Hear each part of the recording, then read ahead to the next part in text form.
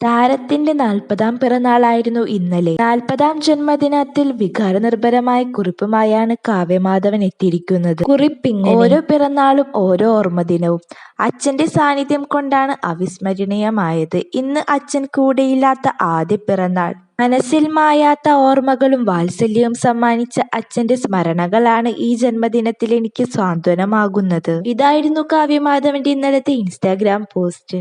1985 September 19 Kasaragod ജില്ലയിലെ നീലേശ്വരത്താണ് താരം ജനിച്ചത്.